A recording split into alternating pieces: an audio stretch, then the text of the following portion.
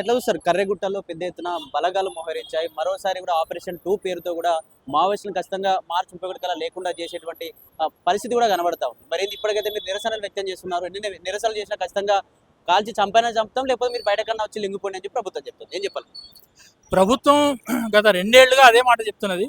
నిజానికి గత మార్చిలో 2025 మార్చి అప్పటి నుంచి శాంతి చర్చల ప్రతిపాదన చేసి అది మన దేశంలో మన రాష్ట్రంలో ఈ డిమాండ్ వచ్చింది, మొదట ముందుకొచ్చింది.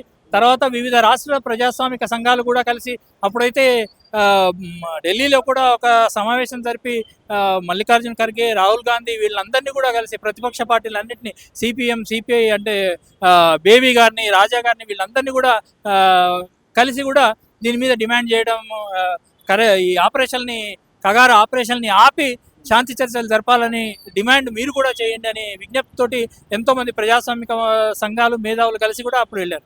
అయినా కేంద్ర ప్రభుత్వం, అమిత్ షా ఇది ఏమాత్రం మేము ఎటువంటి చర్చలు ఉండవు, మీరు లొంగిపోండి, లేదా అసలు లొంగిపోవడానికే అయితే పోరాటం ఎందుకు చేస్తున్నారు?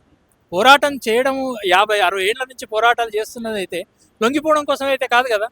కానీ అయినా ఆ పోరాటాలకు ఏమాత్రం విలువను ఇవ్వకుండా లొంగిపోవాలనేది చేస్తున్నారు. దానికోసమే ఈరోజు ఇంత పెద్ద ఎత్తున లక్షల బలగాన్ని అక్కడ మోహరించి, అంటే సిఆర్పిఎఫ్, కోబ్రా బలగాలు, ఐటీబీపీ బలగాలు, సీమా సశస్త్ర బలు, ఇంకా అన్ని రకాల స్పెషల్ ఫోర్సెస్ని కూడా అక్కడ వినియోగించి, సరే అన్నిటికంటే ఎక్కువగా డిఆర్జీని అక్కడ వినియోగించి, అంటే ఆదివాసీల చేతులతోనే ఆదివాసీల కన్నీరు పొడిపించేటట్లుగా అంతకుముందు సల్వాజుడంలో పార్టిసిపేట్ చేసిన వాళ్ళని లేదా లొంగిపోయిన వాళ్ళని, ఛత్తీస్గఢ్లో ఏంటంటే మామూలుగా బయటికి వచ్చి లొంగిపోతే కూడా మీరు ఉట్టిగా లొంగిపోతే సరిపోదు, మీరు డిఆర్జీలో తప్పనిసరిగా జాయిన్ కావాలనే ఒక కండిషన్తో అట్లా చేస్తున్నారు. అంటే లొంగిపోయిన వాళ్ళకి మేము ఉద్యమంలో పాల్గొన్నాము, ఇప్పుడు బయటకు వచ్చేసాము, మేము సాధారణ జీవనం గడపదలుచుకున్నాం అనుకున్న ఆదివాసీ వాళ్ళని ఎవరైతే లొంగిపోయినో వాళ్ళందరినీ ఛత్తీస్గఢ్లో అయితే మీరు డిఆర్జీలో పాల్గొని డిఆర్జీలో భాగమయ్యి మళ్ళీ మీ ఆదివాసీల మీదనే దాడి చేయాలి అనే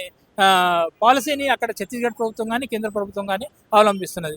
అటువంటి ఆపరేషన్ కగార్ను ఆపాలి, ఆదివాసీలను నిర్వాసులు చేసి ఈ అక్కడి ఖనిజాలని, అటవీ సంపదనన్నింటినీ కార్పొరేట్లకు అప్పని పాలసీలని ఆపేయాలి అనే డిమాండ్తోనే ఈరోజు ప్రజాస్వామ్య భారత రాజ్యాంగం ప్రకారం పరిపాలన కొనసాగించే కేంద్ర ప్రభుత్వాలు కావచ్చు, రాష్ట్ర ప్రభుత్వాలు కావచ్చు, ఈ ప్రభుత్వాలు డైరెక్ట్ గా మనుషులను చంపు తీరుతాం, ఈ రోజు వరకు ఖచ్చితంగా ఎవరు లేకుండా చేస్తామన్నటువంటి మాటను ఎట్లా చూడొచ్చు? అది తప్పనిసరిగా ఇదంతా అంతర్జాతీయ ఒప్పందాల ఉల్లంఘన, కనీస ప్రజాస్వామిక ప్రాథమిక హక్కుల ఉల్లంఘన.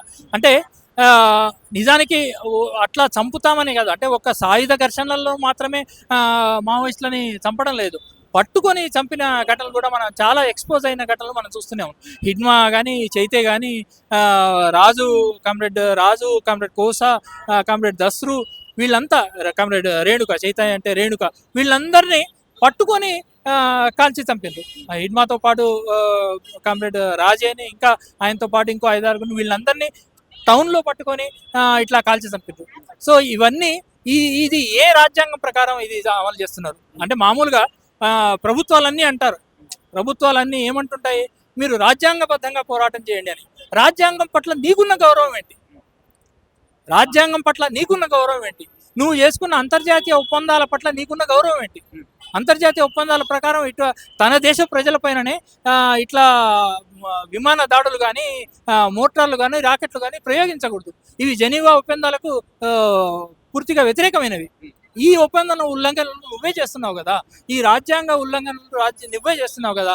మరి రాజ్యాంగ ఉల్లంఘన ఇంత పెద్ద ఎత్తున నువ్వు చేస్తూ, అది ఈ సాయుధ ఘర్షణల విషయం వదిలిపెట్టండి, పేసా చట్టం 5th షెడ్యూల్, 6th షెడ్యూల్, వీటిని ఎందుకు అమలు చేయడం లేదు? మరి అది రాజ్యాంగమే కదా, రాజ్యాంగంలో అంతర్భాగమైన చట్టాలు కదా, షెడ్యూల్ కదా, మరి వాటిని ఎందుకు అమలు చేయడం లేదు? నువ్వు రాజ్యాంగాన్ని ఇంత ఘోరంగా ఉల్లంఘిస్తూ మీ ప్రజల్ని నువ్వు మాత్రం రాజ్యాంగబద్ధంగా ఉండడం అనేది ఎంతవరకు కరెక్ట్ అయింది, ఎంతవరకు సరి అయింది అనేది ప్రభుత్వాలు ఆలోచించకపోయినా ప్రజలు, ప్రజాస్వామికవాదులు అందరూ ఆలోచించాలి, ప్రశ్నించాలి. ఇక్కడ కేంద్ర ప్రభుత్వం కూడా ఏం చెప్తా ఉందంటే, మావోయిస్టులందరూ అమాయకమైనటువంటి ఆదివాసులందరినీ మావోయిస్టులు పెద్ద ఎత్తున చంపేస్తా ఉన్నారు, అడవుల్లో కూడా చాలా మంది ఇబ్బందులకు గురి చేస్తా ఉన్నారు, అందరినీ ఇసాన్నితో లాక్కెళ్ళి మరి మావోయిజంలో కలుపుకుంటా ఉన్నారు అని చెప్పి ఇటువంటి కేంద్ర ప్రభుత్వం చెప్తా ఉంది. మరి నిజమే అంటారు ఇవన్నీ? అవన్నీ పచ్చి అబద్ధాలు. ఎందుకంటే ఎవరైనా ఆ, అట్లా బలవంతంగా ఉండడానికి అవకాశమే లేదు.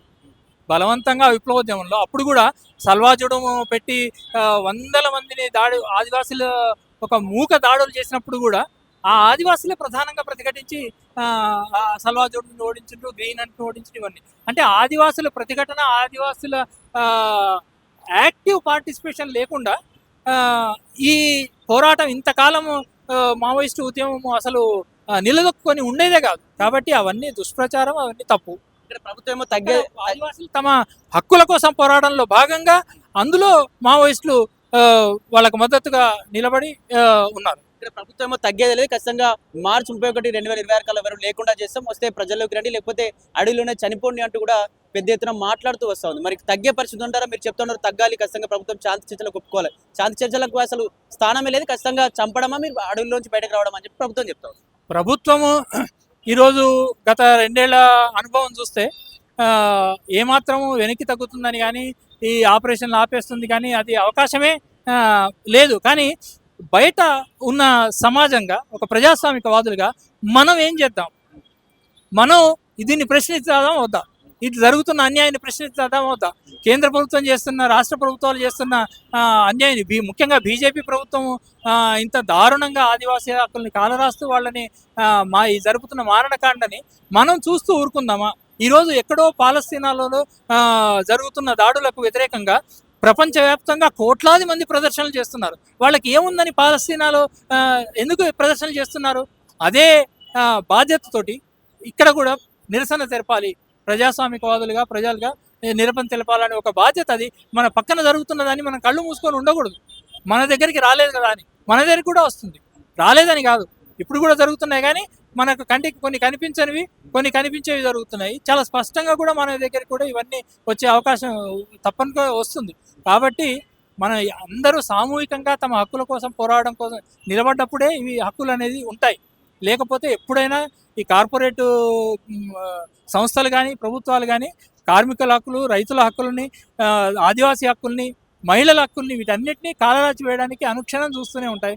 కాబట్టి ఆ హక్కుల కోసం నిలబడడంలో భాగంగానే ఈరోజు కర్రెగుట్టలో ఆపరేషన్ ఆపేయాలనేది డిమాండ్ చేస్తున్నాం. అట్లే తెలంగాణ ప్రభుత్వం కూడా కేంద్ర ప్రభుత్వ బలగాలకు కానీ వీటికి కానీ ఎటువంటి కోఆపరేషన్ ఇవ్వకుండా తాము కూడా ఇక్కడి నుంచి కూడా తెలంగాణ వైపు నుంచి కూడా మోహరించిన బలగాలను విడ్డ్రా చేసుకోవాలనేది కూడా కోరుతున్నాం.